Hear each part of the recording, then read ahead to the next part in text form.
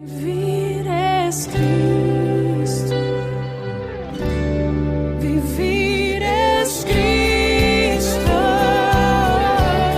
vivir es Cristo. Amados hermanos, esperamos que puedan conectarse. Vamos a comenzar nuestra reunión hoy domingo 20 de septiembre y estamos contentos de poder llevar la palabra de Dios hasta sus hogares, aunque sea de esta manera. Tengamos que todavía estar transmitiendo vía internet y no estar de forma presencial con ustedes. Estamos agradecidos que Dios nos permite poder predicar su verdad. Así es que antes de comenzar le invito a que ahí donde está en su casa pueda orar conmigo y pedir que sea el Señor guiándonos, sea el Señor poniendo en nuestros corazones el deseo de buscarle, el deseo de estar atentos a su voz, de volvernos a Él de todo corazón. Oremos. Padre nuestro que estás en los cielos, sea bendito y sea santificado tu nombre. Tú eres Dios y no hay otro Dios fuera de ti. Y sabemos que tú creaste todas las cosas y toda rodilla se doblará ante ti y confesará que tú eres el Señor. Nosotros en este día te confesamos como nuestro Dios, confesamos el santo nombre de Jesucristo como nombre de salvación. Y eso es lo que queremos hacer en este lugar, proclamar el nombre de Jesucristo. Te pido que toda persona que escuche la predicación o los estudios que hacemos puedan recibir, Señor, esa gracia para poder entender tu palabra y poder atesorarla en su corazón. Gracias te damos porque tú nos has entregado luz, nos has dado tu palabra, que es la lámpara en nuestro camino, es la lumbrera que nos permite avanzar y es aquella antorcha que en lugar muy oscuro alumbra nuestro caminar. Te agradecemos, Señor, por este día y te pedimos, Dios, que nos guíes en todo lo que vamos a compartir. En el nombre de Jesús. Amén. Bueno, como les decía, hoy domingo 20 de septiembre, espero que hayan podido disfrutar en familia las celebraciones de fiestas patrias. Agradecemos a Dios por nuestro país, agradecemos al Señor por la libertad que tenemos en nuestra nación, tanto de predicar como de estar en nuestros hogares. Oramos por nuestro país y quiero aprovechar este momento para recordar eso, la importancia de estar orando constantemente por nuestra nación. Hay cosas hermosas en nuestro país, es cierto que hay cosas que pueden mejorar, que pueden cambiar. Hay ya pronto un llamado a votar por realizar un plebiscito y ciertos cambios que pueden ocurrir en nuestra nación, pero por sobre toda cosa, Dios es Señor y Él es dueño de los destinos de cada nación. Por eso nosotros debemos levantar nuestra oración a Él, nuestro clamor a Él por nuestra nación, para que Dios la bendiga, para que bendiga a los gobernantes y que podamos también vivir quieta y reposadamente, como la Biblia así lo dice, y de esta manera podamos predicar también con libertad el Evangelio, porque esto es bueno y agradable delante de nuestro Dios, el cual desea que todos los hombres vengan al arrepentimiento y a la salvación. Así es que le invito, le recuerdo, como le decía, a estar orando constantemente por Chile, por nuestro país, pidiéndole al Señor que traiga paz a esta tierra, traiga luz, traiga tiempo de estabilidad para que podamos también seguir predicando su Evangelio. Y, por supuesto, por la pandemia, seguir orando, pidiendo al Señor que pronto podamos volver a reunirnos, a tener una normalidad como antes, si Él así lo permite. Le invito a abrir su Biblia en el Salmo número 46. Nuestra costumbre domingo a domingo es, antes de comenzar con la predicación que nos corresponde a cada día domingo, es leer un salmo, y hemos ido avanzando uno a uno, y ya estamos en el Salmo 46. Así que le invito a abrir su Biblia y a leer este salmo que nos recuerda la importancia de clamar a nuestro Dios, quien es nuestro amparo y nuestra fortaleza, y nos recuerda que nuestra confianza está puesta en Él. Aun cuando todo se acabe, aun cuando todo termine, nuestra esperanza siempre está puesta en su poder y en sus promesas, en su palabra que permanece firme. Como Jesucristo mismo lo dijo: el cielo y la tierra pasarán, mas mis palabras no pasarán. Y nosotros confiamos en Él, confiamos en su obra. Él es el que hace cesar las guerras, Él es el que pone fin a los tiempos de sufrimiento, y Él es el que permite un tiempo nuevo también. Así que en Él confiamos. Salmo número 46, dice así este salmo de la palabra de Dios. Dice: Dios es nuestro amparo y fortaleza, nuestro pronto auxilio en las tribulaciones. Por tanto no temeremos, aunque la tierra sea removida y se traspasen los montes al corazón del mar. aunque bramen y se turben las aguas y tiemblen los montes a causa de su braveza. Del río sus corrientes alegran la ciudad de Dios, el santuario de las moradas del Altísimo. Dios está en medio de ella y no será conmovida. Dios la ayudará al clarear la mañana. Bramaron las naciones, titubearon los reinos. Dio él su voz, se derritió la tierra. Jehová de los ejércitos está con nosotros, nuestro refugio es el Dios de Jacob. Venid, ved las obras de Jehová, que ha puesto asolamientos en la tierra, que hace cesar las guerras hasta los fines de la tierra, que quiebra el arco, corta la lanza y quema los carros en el fuego. Estad quietos y conoced que yo soy Dios. Seré exaltado entre las naciones, enaltecido seré en la tierra. Jehová de los ejércitos está con nosotros, nuestro refugio es el Dios de Jacob. Esa es nuestra declaración. El Señor está con nosotros y nuestro refugio no es la política, nuestro refugio no es nuestro dinero, nuestro refugio no es alguna ideología puntual, nuestro refugio es una persona y es el creador de los cielos y la tierra. Nuestro refugio es el Dios de Jacob, el único Dios verdadero, al cual adoramos y alabamos. Él es el refugio de nuestra alma y por eso nos acercamos a su palabra y el día de hoy vamos a continuar compartiendo esta carta de Pablo a la iglesia de los Corintios, la segunda carta que Pablo escribe a la iglesia que estaba ubicada en la ciudad de Corinto. Vamos a seguir hablando de ella y esperamos que el Señor abra nuestro entendimiento, que Dios bendiga a Pablo Ávila para que pueda compartir su palabra y pueda aclarar el mensaje que es para el día de hoy y explicarlo de tal manera que nuestro corazón se regocije en la palabra de Dios. Así que un abrazo, mis hermanos, Dios les bendiga, estén atentos a las transmisiones y también, si es posible, únase a un grupo hogar. Si no se ha unido a un grupo de hogar durante la semana, hágalo. Hay 3 grupos de hogar que se están reuniendo vía Zoom, vía Google Meet, se están realizando reuniones, así que usted se puede hacer parte de esa y es muy bueno porque permite compartir, interactuar y conversar, así que y sacar dudas que a veces pueden haber respecto a la Biblia. Nuestro llamado es a estar constantemente estudiando la Biblia y orando, así que un abrazo, mis hermanos, y el Señor nos entregue su palabra con gozo el día de hoy.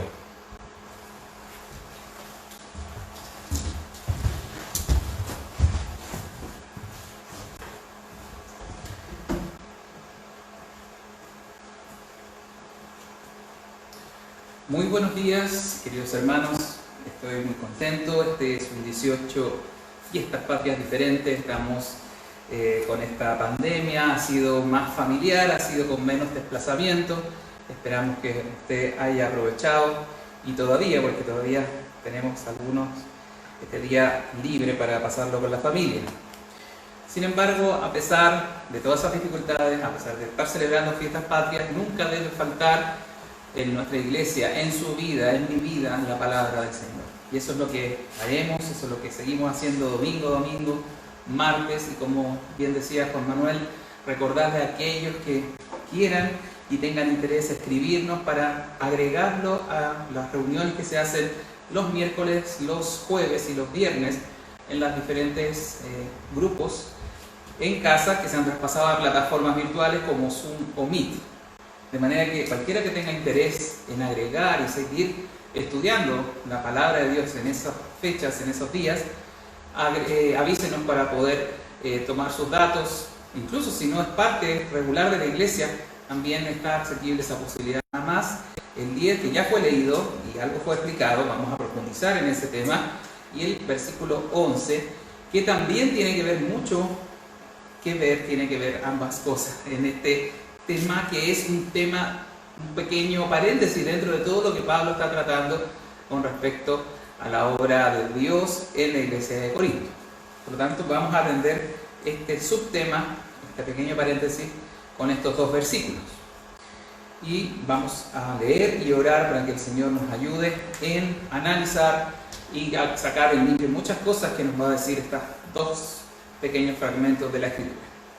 Leamos y oremos. Dice 2 de Corintios capítulo 5, versículo 10, dice así: porque es necesario que todos nosotros comparezcamos ante el tribunal de Cristo, para que cada uno reciba según lo haya hecho mientras estaba en el cuerpo, sea bueno o malo. Conociendo pues el temor del Señor, persuadimos a los hombres, pero a Dios le es manifiesto lo que somos, y espero que también lo sea a vuestras conciencias.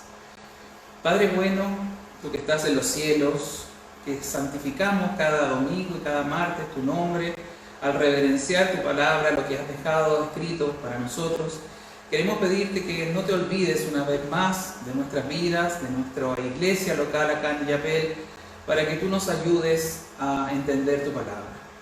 Señor, sin la ayuda, sin el auxilio, sin la iluminación del Espíritu Santo estamos perdidos. Y tú haces esa obra en nosotros porque te place, porque nos quieres alimentar de pastos nuevos, de pastos verdes.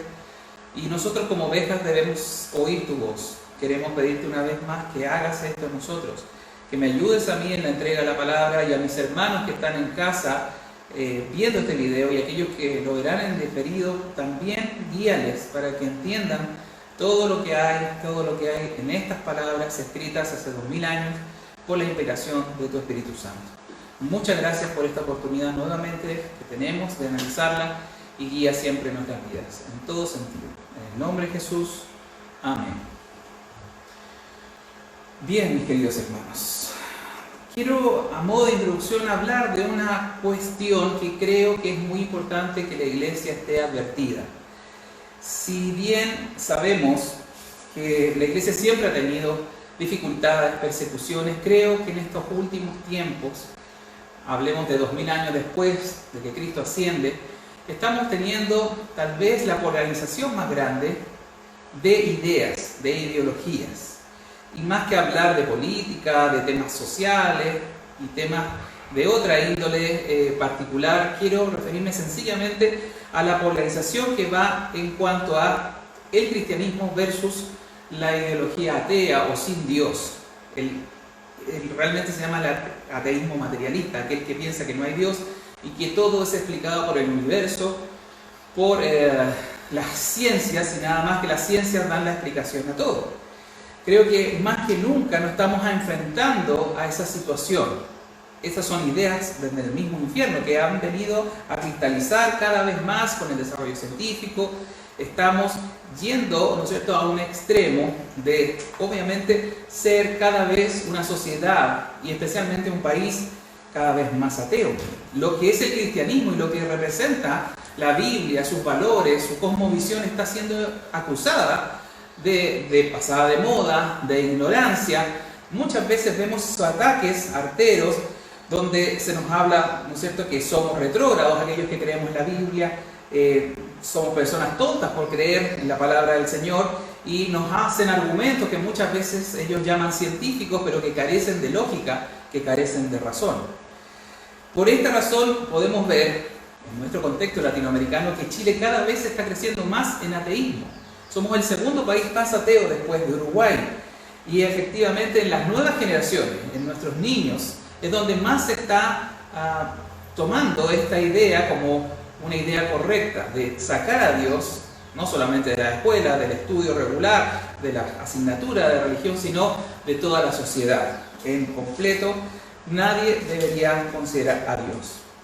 Y el tema es que el ateísmo no es inocente en esto, no es solamente que ellos digan yo no creo en Dios y ahí está mi opinión y usted respeta, sino que quieren que todo el mundo, que toda la sociedad no tenga a Dios en cuenta. ¿Y eso a dónde apunta? Finalmente a degradar nuestras bases de la sociedad y de la familia que están enlazados con el cristianismo histórico, con la idea del bien y el mal, con la idea de una vida eterna, con la idea de que hay trascendencia y hay un juicio de Dios esperando. Ese es el problema. El problema es que no se quiere aceptar esa posibilidad. ¿Por qué? Porque va a impedir que nosotros hagamos la vida a nuestra manera, que los valores morales sean relativos, que si hoy día me parece cambiar algo que a mi consideración está mal, entonces cambiémonos nomás. Si tenemos con esa idea de sacar a Dios del medio, una idea genial para hacer lo que queramos. Finalmente eso es lo que está detrás de toda esta situación. Y efectivamente a nuestros niños se les está bombardeando con esa idea, muchas veces vemos gente, por ejemplo, que habla de que el universo me ayudó, como para decir que el universo hizo algo por él. Un contrasentido, porque no tenemos un universo que piensa, que desea, que tiene voluntad, que ejerce influencia en nosotros. Por lo tanto, mucha gente al hablar así lo que está denotando inconscientemente es que está negando a un creador que hizo el universo y que tiene sí, ciertamente el control de las cosas. A este respecto, un filósofo cristiano, William Lane Craig, dice: creer que el universo vino de la nada es más ridículo que creer en la magia. En la magia por lo menos tienes al mago. Y efectivamente, creer que todas las cosas fueron hechas de la nada, como el universo, y así cada ser humano es una cosa que vino y causó, y toda la creación es causada por una casualidad, por eventos casuales infinitos, entonces es desconocer que hay un origen y que hay un creador, una mente pensante que generó todo esto. ¿Cuál es el punto que yo quiero abordar? ¿Por qué estoy haciendo esta introducción? Porque efectivamente los versículos que acabamos de leer apuntan justamente a lo que el ateísmo materialista, esta idea de que no hay Dios y que no tiene nada que ver Dios con nosotros, quiere afectar. Y es la idea de que hay una vida después de esta vida, una idea de que hay un juicio, una idea de que hay algo bueno y malo, y que ese algo bueno y malo no es establecido por las modas, sino directamente por Dios. Cualquiera que sostenga, lamentablemente, argumentos a favor de Dios, se va a transformar en un peligro para las convicciones que hoy día están propugnadas. Y especialmente tenemos que ser claros que todo lo que interesa, según ellos, es esta vida ahora, esta vida que es que no hay otra, esta vida donde se puede relativizar todo, y de esa manera el cristianismo está cada vez siendo más acorralado, está siendo más repulsivo para algunos, más de modé, más pasado de moda, somos más intolerantes y más intransigentes en un mundo que es moderno, que evoluciona a una sociedad mejorada y pacífica, siendo que la verdad es que reinando el pecado en nosotros, en todo el mundo, sin un Salvador como Jesucristo, ¿qué va a pasar? Nunca seremos felices, nunca seremos libres y nunca seremos mejores. Aunque esto parezca incómodo, esta es la situación que estamos viviendo y tenemos que prepararnos en buena cuenta para ese escenario que cada vez más se extrema en una posición y otra. Pero ¿cuál es la ventaja? Es que todavía existe iglesia, todavía hay grupos como nosotros, no es que seamos mejores que otros, pero que estamos dispuestos a hacer lo que dice en 1 Timoteo 3:15, ser columna y baluarte de la verdad. Queremos hablar de la palabra de Dios, queremos ponerla como la fuente de autoridad máxima y entregarla a aquellos que están ciegos, una sociedad que no ve sus pecados, que no ve sus males y que muchas veces está con la fantasía de evolucionar a seres mejores, cuando si no hay cambio en el pecado humano, si no hay cambio en nuestro interior, nunca va a llegar a pasar eso. En el caso de este punto que estamos haciendo, de el entender que hay una vida después de esta vida y obviamente un juicio y una escala de valores que no es modificable a mi arbitrio, el cristianismo ha sido el que más ha defendido esta posición, basado incluso en el judaísmo previo. Son las ideas judeo-cristianas que han permeado esta sociedad y que han hecho que estas cosas vayan creciendo en estos 2000 años desde el cristianismo con nosotros. Es por eso que el cristianismo habla de una vida después de esta vida, que hay mandamientos divinos, que hay un juicio de Dios para todos. No podemos pensar en el cristianismo, al igual que otras religiones, que fantasean con ideas que no son necesariamente argumentos que pueden ser probados. Me refiero específicamente a la idea oriental de la reencarnación. Si usted analiza esa creencia, no hay una demostración, no hay un peso de razón para creerla. Pero el cristianismo no es una religión que está basada en una fantasía, como ya lo hemos estudiado tantas veces, está basado en un argumento histórico que es la resurrección de Cristo. Y aún si vamos desde la historia, del inicio de la Biblia, tenemos muchas veces que Dios ha intervenido en la historia para contarnos la verdad, para decir qué es lo que piensa el ser humano, qué es lo que necesita de nosotros y cómo son las cosas. Si miramos al huerto del Edén como una historia verdadera, Dios fue el primero que le dijo a Adán qué tenía que hacer y qué no hacer. Él le dijo a Adán, no comerás del árbol porque el día que comieres ciertamente morirás. Y le advirtió de sanciones por desobedecer. Más adelante en el tiempo, Dios nuevamente interviene en la historia humana, mostrándose a casi 2 millones de personas en el desierto, en el monte Sinaí. No fue una invención, no fue una alucinación de Moisés que vio a Dios y le entregó algo. Ellos, todo el pueblo reunido a los pies del cerro, del monte Sinaí, vieron temblar, vieron la aparición de Dios. Por lo tanto, ellos inequívocamente sabían que Moisés había hablado con Dios y les dio las tablas de la ley, les dio los mandamientos y las prescripciones de obedecer. ¿Y qué pasaba si no obedecían? Muchos profetas, muchos libros sapiensales nos hablan de una vida después de esta vida, y especialmente quiero citar Eclesiastés, que es un libro de Salomón, capítulo 12. Al final de todo ese libro, que nos habla acerca del propósito de esta vida, nos resume con estos versículos algo que es fundamental que entendamos: que hay una siguiente vida y que tenemos que obrar correctamente.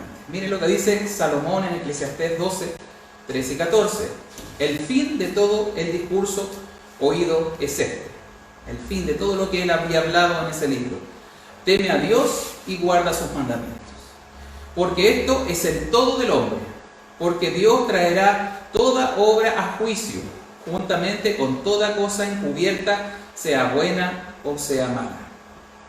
No sé si lo analizamos un poquito, pero habla de que tenemos que tener temor de Dios, porque Él es que ha mandado los mandamientos y quiere que los obedezcamos. Y eso es el todo, eso es lo que todo hombre debe hacer. Y Dios finalmente todo lo que hagamos lo va a llevar a juicio.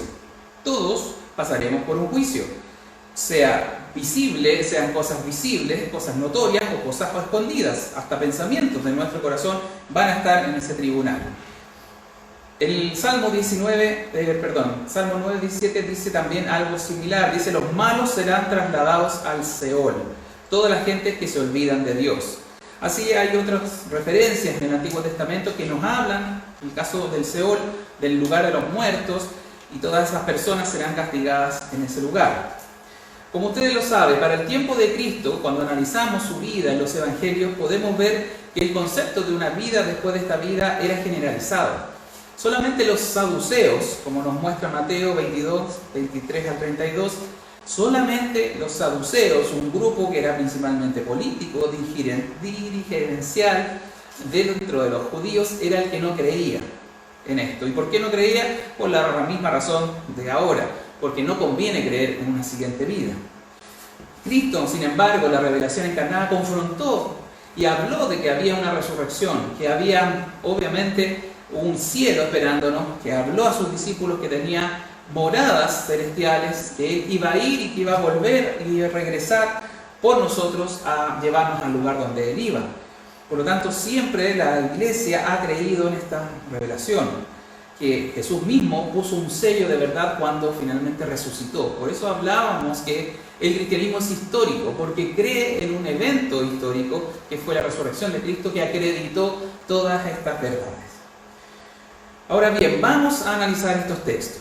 Estos dos versículos que acabamos de leer, los voy a leer de nuevo para mejor comprensión y para que atendamos específicamente los conceptos que ahí nos va a explicar.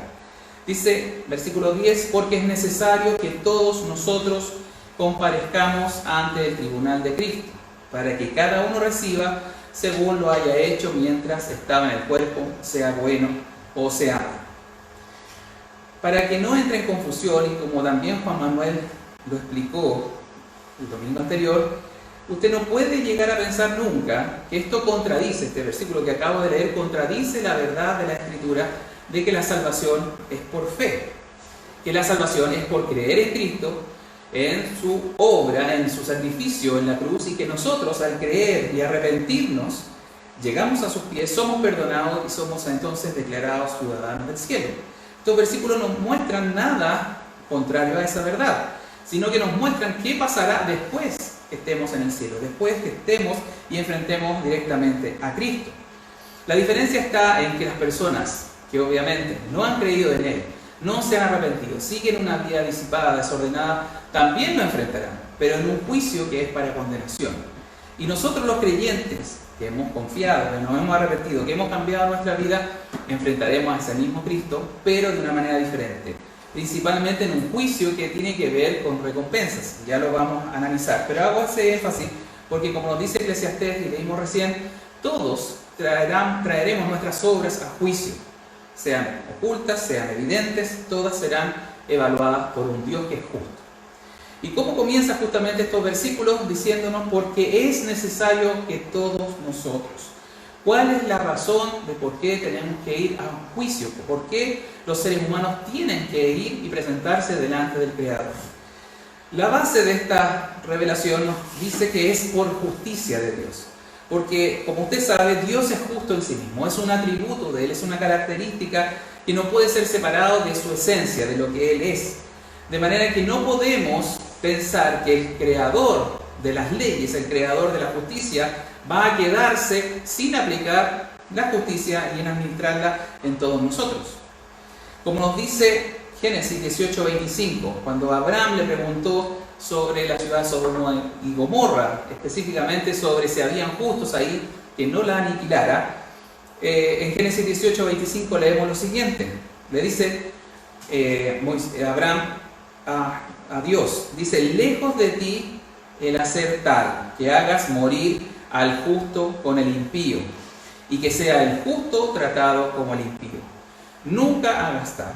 El juez de toda la tierra no ha de hacer lo que es justo. Mire lo que implica esto, que Dios, como el ser más justo y el juez de toda la tierra, nunca va a tratar incorrectamente al impío, ¿no es cierto?, como que fuera un justo, o al revés, un justo tratado como un impío. Nunca lo va a hacer.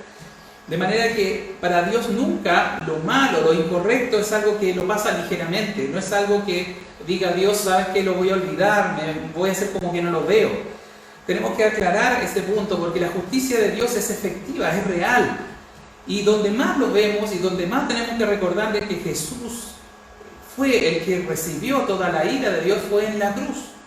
Cuando nosotros decimos es que soy perdonado porque Dios me ama como soy, a veces olvidamos que alguien tuvo que pagar la justicia divina, alguien tuvo que asumir el pago en efectivo, ¿no es cierto?, derramando su sangre en la cruz, y ese fue Cristo.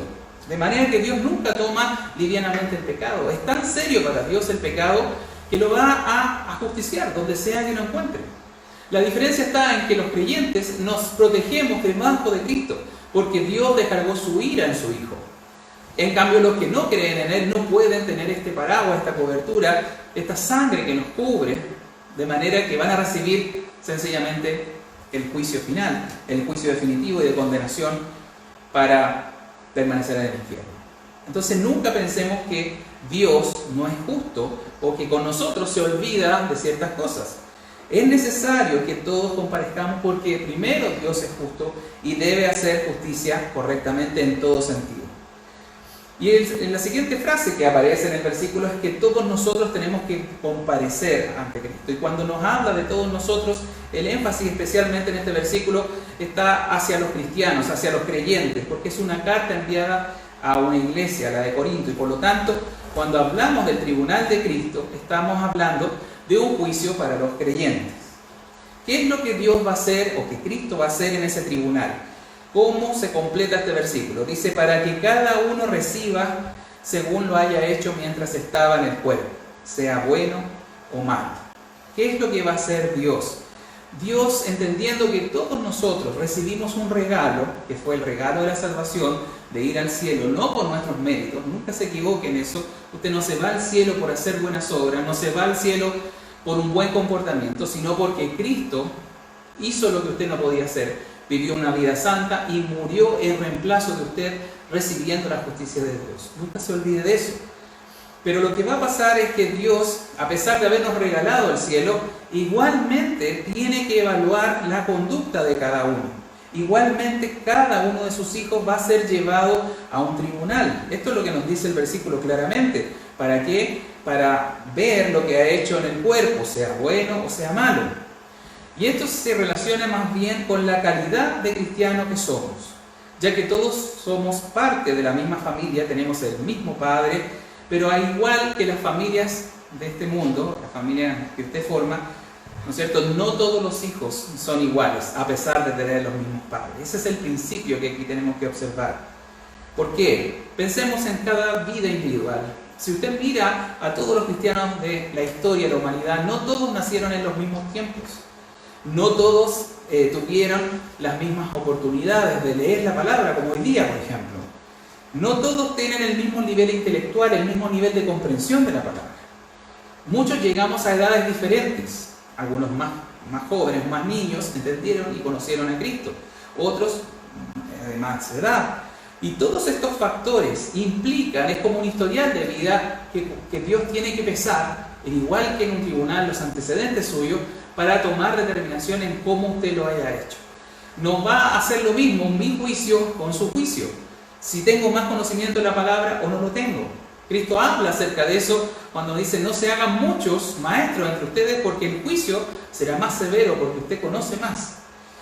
Asimismo, el progreso que muchos tenemos no es igual ni no es equitativo. Hay algunos que avanzan muy rápido, personas que con un poco de instrucción se aplican muy bien y dan frutos prontamente. Pero hay otros que son más duros, que son más lentos y que su proceso de santificación es más espaciado en el tiempo, y a veces nos da un poco de temor de ver que ellos no avancen mucho. Por lo tanto, volvemos a decir que hay que poner esfuerzo en estudiar y orar para seguir creciendo en santificación. De manera que todos los antecedentes suyos, personales, individuales, Dios los va a evaluar. Y si queremos ser un poco más precisos en esta evaluación, Dios también, porque el hecho que es justo, por el hecho que es correcto en todas sus evaluaciones, incluso va a tomar también en consideración sus pensamientos. Cuando usted piensa mal de otro, cuando usted habla mal de otro, aunque a lo mejor no actúe mal con otros, eso también Dios lo verá. Porque como dice Hebreos 4:13, no hay cosa creada, no hay ninguna de sus creaciones, incluyéndonos, que no sea manifiesta en su presencia. Antes bien, dice, todas las cosas están desnudas y abiertas a los ojos de aquel a quien tenemos que dar cuenta. Es una verdad que todos vamos a pasar por ese tribunal, pero Dios en su justicia va a mirar primeramente todos sus antecedentes, todo lo que usted sabe de Él, las decisiones que tomó, correctas e incorrectas, las va a sopesar en su propio mérito, en el mérito individual de cada uno. Ahora, ¿para qué nos evaluará? ¿Qué nos dice el versículo? Para que cada uno reciba según lo haya hecho, dice. Aquí está la premisa para que entendamos, ¿no es cierto?, que Dios, aparte de regalarnos la salvación, tiene que evaluar a cada uno como lo haya hecho para ver una recompensa que es justa también en su propio criterio. Como usted lo debe saber, así como también usted lo hace con sus hijos, aunque no todos son iguales, usted premia el esfuerzo de su hijo. No en el sentido de hacerlo más o menos hijo, sino como esfuerzo, por el esfuerzo de haberlo agradado a usted, como padre. Lo mismo hace Dios, por el esfuerzo que usted ha puesto en su gracia, en su regalo, y quiere ser más semejante a Cristo, también eso Dios lo va a ver. Cristo mismo nos habla en muchas parábolas acerca de eso, como las parábolas de los talentos, la parábola de las minas, especialmente esa parábola en Lucas 19, versículo 13 en adelante, habla, Jesús mismo refiere una palabra donde un hombre noble dice, se va a encontrar un reino, y que cuando encuentra ese reino, vuelve a los suyos, a sus siervos, y a cada siervo le entregó una mina, una cantidad específica de recursos, de dinero. Y uno de ellos con una mina logró 10 minas, otro con una mina logró 5 minas, y otro con una no hizo nada con esa mina. Pero ahí viene la lección para nosotros, cuando este hombre noble recibe el reino y vuelve, dice en Lucas 19 que a aquel que fue fiel, ¿no es cierto?, sobre mucho lo pondrá, y a él que tenía una mina, y la multiplica 10, le va a dar 10 ciudades a cargo. Y aquel que tenía una mina e hizo 5, le va a dar 5 ciudades a cargo. Todo eso nos habla de que no tenemos que ser pasivos en nuestra vida acá en la tierra. Tenemos que esforzarnos, tenemos que saber invertir todo el regalo que incluye la salvación. Y no podemos ser perezosos ni flojos ni tener un triste desempeño, como a veces lo veo y me incluyo en esto. Recordemos también las palabras de Pablo en su segunda carta a Timoteo, cuando ya estaba por ser ejecutado, cuando le quedaban poco tiempo de vida. Pablo estaba hablando de su corona, de su premio. dice, he peleado la buena batalla, he acabado la carrera, he guardado la fe. Por lo demás me está guardada la corona de justicia, la cual me dará el Señor justo. El Señor fue justo en aquel día, no solo a mí, sino también a todos los que aman su venida. Pablo sabía que su vida había sido de esfuerzo, había sido de entrega total, de rendición a Dios, y lo describe como una pelea, como le va a decir a Timoteo, lo vamos a estudiar en la segunda carta, que como soldado, no sé, está haciendo alusión a un ejército. Si bien en una guerra todos luchan, todos pelean, pero recuerde que al final de las guerras siempre hay destacados, siempre hay condecoraciones a uno u otro por el servicio prestado. Es lo mismo, Pablo sabía que había peleado bien, que había acabado la carrera, que había guardado la fe, y él sabía que Dios, como un juez justo en este sentido, le iba a dar un premio, una corona de justicia. Y no solo a él, sino a todos, aquellos que aman su venida. Si amamos su venida, si deseamos que Él vuelva, entonces esforcémonos en esta tierra, en este momento, para hacer su voluntad. De manera que no sería justo si nos comparamos con Pablo, nos comparamos con los grandes héroes de la fe, con Pedro, con los mártires, con los santos de la iglesia, si mi vida ha sido mediocre, hablando en función de nuestra santificación, de nuestra corrección, entonces no puedo esperar que Dios me dé un mérito o una recompensa mayor que estos grandes hombres de la fe. También, si Dios tiene estos otros planes con nosotros en el día que estemos en la gloria con Él, tampoco nos va a usar si somos flojos y somos perezosos acá. Debemos esforzarnos, debemos tener esta consideración de ver el regalo que fue la salvación, lo majestuoso, lo grande que Dios hizo con nosotros, de aplicar en sí mismo la justicia. Morir por nuestros pecados para darnos libertad, pero ahora que la tenemos, no podemos mirar el cristianismo como sencillamente un pasaje comprado, un boleto listo para tomar el tren al cielo. Tenemos mucho que entregar, mucho que amar a nuestro prójimo, mucho que predicar el Evangelio, mucho que hacer contra este mundo, contra las tentaciones, contra estas guerras de ideología que hay contra el cristianismo, etcétera, etcétera. Dios siempre va a ser un buen pagador y va a reconocer todo lo que hayamos hecho en este cuerpo. Ahora veamos el siguiente versículo, el versículo 11, que acabamos de leer. Voy a volver a leer para que no se pierda.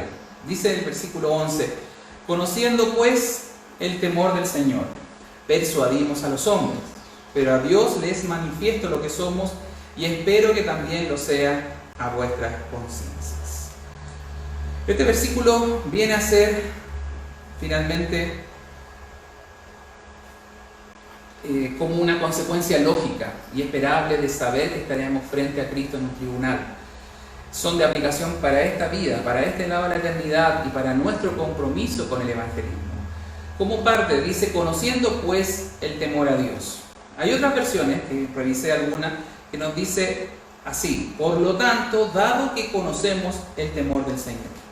Es decir, está implicando que como usted conoce quién es Dios, como lo conoce a Él, y sabe que es el Señor, y ese Señor es con mayúsculas, es el dueño absoluto de todo, tenemos que tener un temor reverente, un temor santo, de conducirnos en esta vida conociendo quién es Él. Él no es nuestro igual, Él no está a nuestra altura. Por más que que Dios se hizo hombre en Cristo, no significa que Él está a nuestra misma altura. Él siempre va a ser el Señor, siempre va a ser el dueño del universo, y muchas veces, si no pensamos eso, nos ponemos a tratar a Dios a nuestra altura y fallamos. Pensamos que es como un amigo que me tiene que perdonar de repente una mala conducta. No, es el Señor, es el que dio su vida por nosotros. Entonces tengo que tener temor. Dios nos habla siempre de una seguridad eterna, pero eso no debe confundirse con un mal comportamiento, porque si no estamos equivocadamente entendiendo a Dios. La frase es completada con la sentencia persuadimos a los hombres. ¿Cuál es la razón de tener este temor reverente a Dios? Es que eso influye en nuestro comportamiento. Y la mejor manera de persuadir a los hombres no es solamente que usted tenga un lindo discurso, no es que usted se sepa toda la Biblia. Creo que en este sentido, la mejor manera de persuadir a la humanidad es que se note que somos cristianos, es que hagamos una diferencia, es que seamos sal y luz a esta tierra.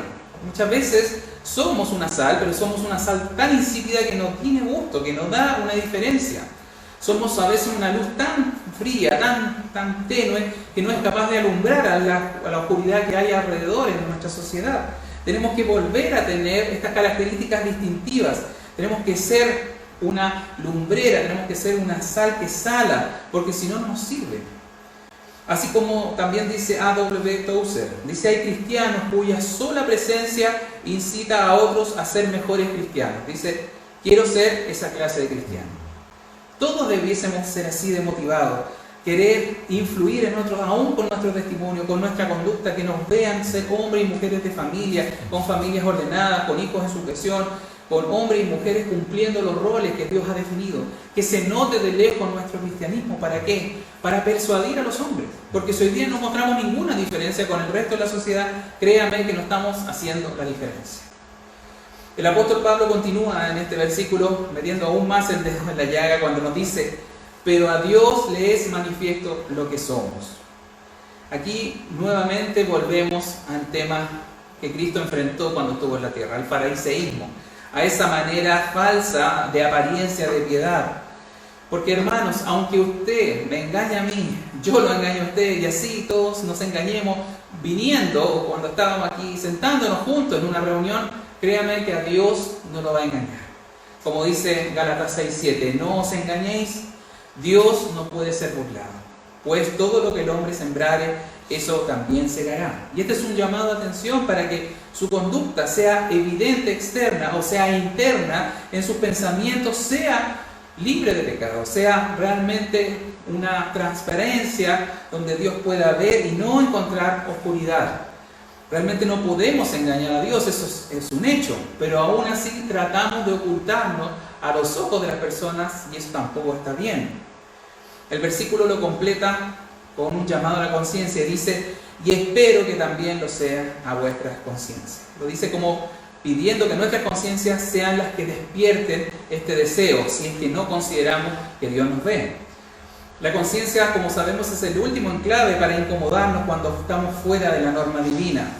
Pablo lo explica bastante mejor en su carta a los Romanos cuando dice, en Romanos 2, 15 y 16, dice: mostrando la obra de la ley escrita en sus corazones, dando testimonio a su conciencia y acusándolos o defendiéndolos sus razonamientos en el día en que Dios juzgará por Jesucristo los secretos de los hombres conforme a mi evangelio. ¿Qué nos está diciendo Pablo? Nos muestra que en el día del juicio nuestra conciencia dará testimonio, o si lo decimos en términos jurídicos, la conciencia Dios la va a llamar al estrado y va a pedir que testifique si le avisó a tal cristianito, a tal fulanito, si es que le avisó que no tenía que hacerlo. Por lo tanto, nuestra conciencia va a ser la que nos va a identificar como personas que nos saltamos su aviso para, obviamente, ir en contra de la ley de Dios. Pablo entonces espera que nosotros, aún en nuestra conciencia, estemos disponibles para ser transformados en nuestra manera de ser. Entonces, en este versículo en conjunto, yo creo que lo más sacamos en limpio es que es un llamado al autodiagnóstico en la vida cristiana. Tenemos que tener claridad de que hay un juicio venidero para todo el mundo, pero que sus hijos, nosotros los cristianos, no estamos exentos de esa verdad. Tenemos que pensar en esa realidad futura, a pesar de tener seguridad en el cielo. Pero el hecho de no comportarnos a esa altura, el hecho de ser poco diligentes, nos está transformando en personas que no somos creíbles en esta sociedad. Nosotros, los que somos su iglesia, debemos tener claro y hablar de estas cosas. No podemos conformarnos y debemos vivir una vida santa dando nuestro mejor esfuerzo en eso. ¿Por qué? Como ya lo dijimos, porque tenemos un temor santo a Dios. Segundo, porque tenemos que ser ejemplo para persuadir a los hombres de que deben arrepentirse. Tercero, porque Dios nos conoce completamente. Y cuarto, nuestras conciencias nos alertan también de ello. Finalmente, con esto termino. Pedro escribió en su carta un último versículo que voy a citar para que no se aburra. Dice lo siguiente en su primera carta, Pedro capítulo 4 versículo 17, dice: porque es tiempo de que el juicio comience por la casa de Dios. Y si primero comienza por nosotros, ¿cuál será el fin de aquellos que no obedecen al Evangelio de Dios?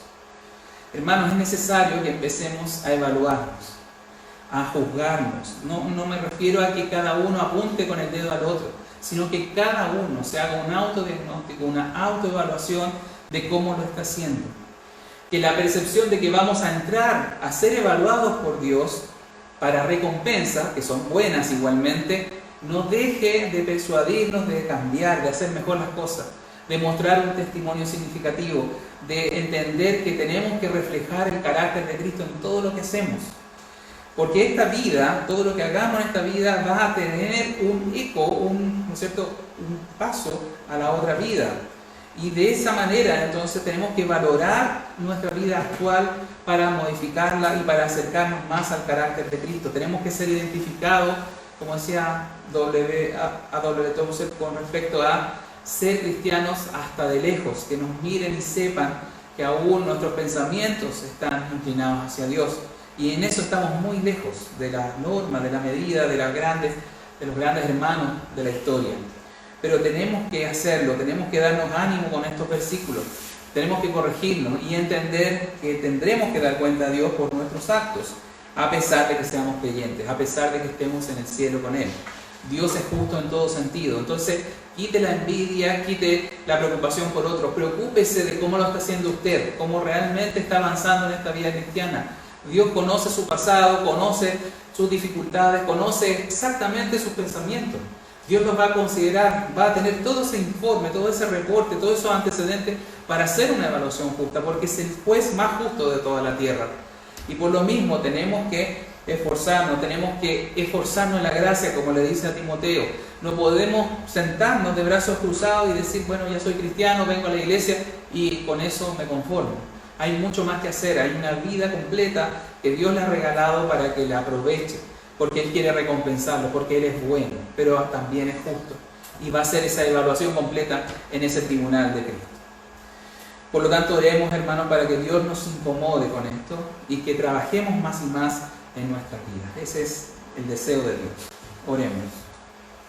Padre bueno, Señor de toda la tierra, el juez justo, aquel que estás en luz inaccesible, que está sentado en su trono sublime, queremos pedirte primero perdón por todos nuestros mal andar, por nuestro mal caminar, por todos esos pecados tanto visibles e invisibles que cometemos frecuentemente.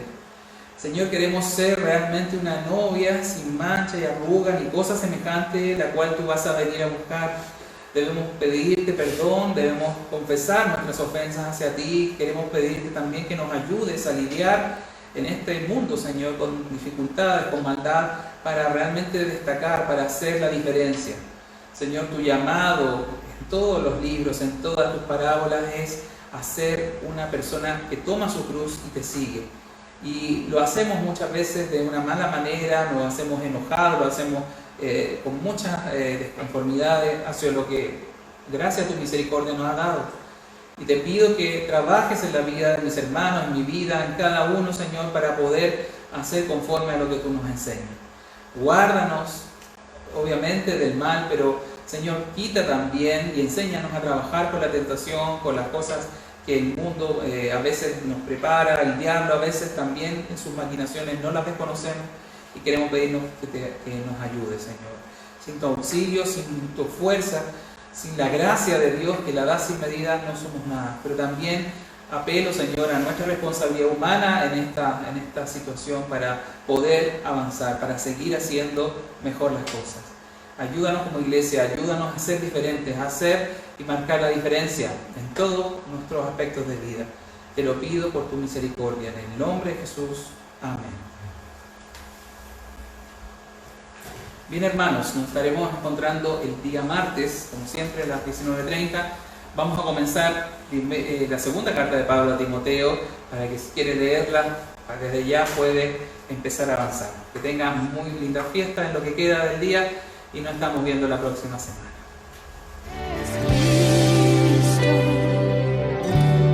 Vivir es Cristo.